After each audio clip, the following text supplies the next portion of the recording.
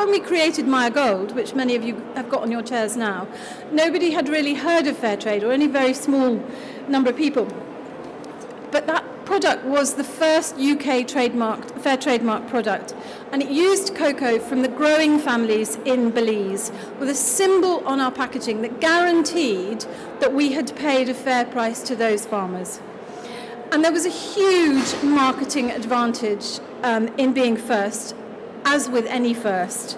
But what happened next confirmed my deep belief that when you are trying to do good as well as do business, unseen forces help you. And some things happened around the launch of Maya Gold, which I would love to tell any entrepreneur that they could write into a marketing budget, but they really couldn't, because they were beyond our wildest imaginings. Because of the close links between the church and the third world, for instance, which we'd never even thought of, Maya Gold's launch got a huge boost from some really unexpected corners.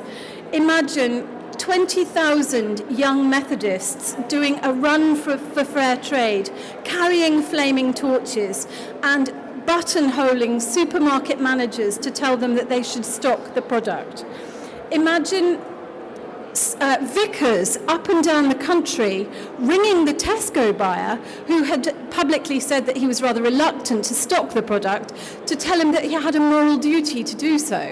And imagine 8 minutes on BBC News on your day of launch with your packaging flashed up behind Michael Burke's head. And exactly 16 years on from the launch of Maya Gold, we've actually been able to see with our own eyes the tremendous impact that orange and spice flavoured chocolate has had on the communities that we trade with. When we started working with the Maya, for instance, there was no secondary education for those children in the villages. And today, 70% of Maya children in the area that we work in now go on to secondary school, and some of them are going on to university. And the skills that they bring back to the villages will really help the Maya to travel further along the path out of poverty.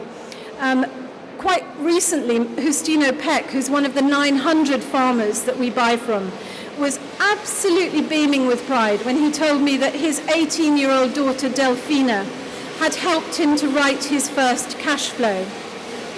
And I once asked Caetano Eco, who is the head of the Cocoa Growers Association that we work with, if he had a message for the consumers of Green and Blacks, and he said, tell them that every time they buy a bar, they're sending a child to school. So we could never have imagined that launching, a simple chocolate bar would result in such a win-win situation. We get great chocolate, but they get an entirely different quality of life. And there are huge biodiversity benefits. It's been crucial to our success, though, to convey that to our consumers. Because that has really helped to build tremendous brand loyalty. But as with any business, from day one, we had our fair share of financial ups and downs. It's no secret that at several points we nearly went under. And the scariest moment for me was when I sat in a room of creditors and they asked for a charge on our house, and somewhat unprofessionally I burst into tears, rushed to the loo, and when I came back they'd changed their minds. But it wasn't strategic, but it worked. But it's actually incredibly difficult to grow a business at 100%, which is what we were doing. It sounds fantastic on paper, but it is going to give you the most almighty cash flow challenges.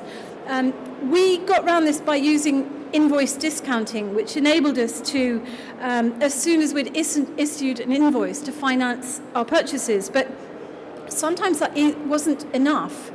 And when you've got people who want to buy your product, what can you do? Can you turn them away? Well, that is really hard. So the answer is no. So we were lucky enough by then to have a very understanding bank manager who could see that the brand had a real future, and he gave us the working capital that we really needed to grow the brand. But I do know that for entrepreneurs out there at the moment, tapping into streams of working capital is incredibly difficult in this climate, and I have great sympathy for anyone in that position because I have been there, and it's gives you plenty of sleepless nights.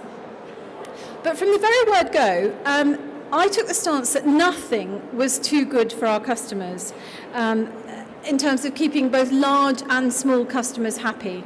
And And in fact, supplying Tesco's or Sainsbury's isn't very difficult. As long as you've got a nice big lorry and it gets there on time, you're absolutely fine.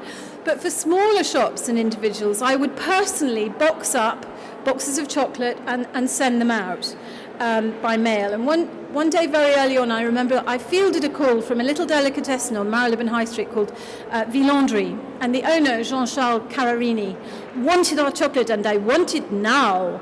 And none of our existing wholesalers, I discovered, serviced his shop. So I said, well, never mind, I'll just pop a couple of boxes in the boot of my car.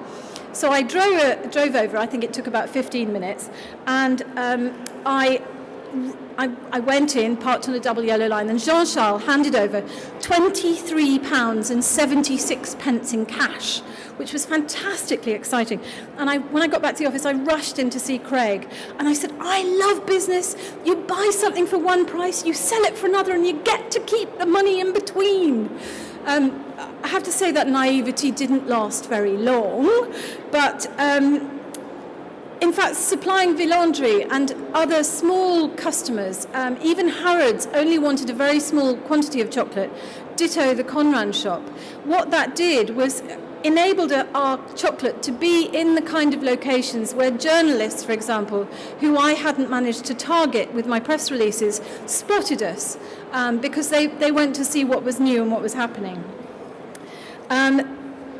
And throughout the time that my husband and I owned 100% of the business, I continued to work as a journalist, mostly because our money was all tied up in stock to keep our customers happy. And there was nothing left over to pay me. So I would have two phones on my desk, and I would be on the phone to the editor of You magazine, and I go, hold on, Dee, hello, green and blacks. And you know, that sounds like the ultimate in control freakery, but actually also answering the telephone yourself, I discovered, is a fantastic way to keep your finger on the pulse of what's happening in your business and what's bothering your customers. And over the years, I've become completely obsessed with good customer service. It is the lifeblood of any business. You can set up as many promotions as you want. You can slash prices to bring new customers in. But unless you can keep those customers coming back, then you're dead in the water. So every single autumn at Green and Blacks, I would get furious phone calls from customers who complained that their chocolate had gone white and mouldy. And in fact, it hadn't really. It was a problem called bloom, which is very common in the chocolate industry in the summer. And it happens when chocolate is left on a hot car seat or in the window or in a hot shop, and the cocoa butter just gently migrates to the surface. It tastes fine, but it doesn't look very nice. So sometimes it was the shop's fault, and sometimes it was the customer's fault. They literally might have left it on the seat as they drove home.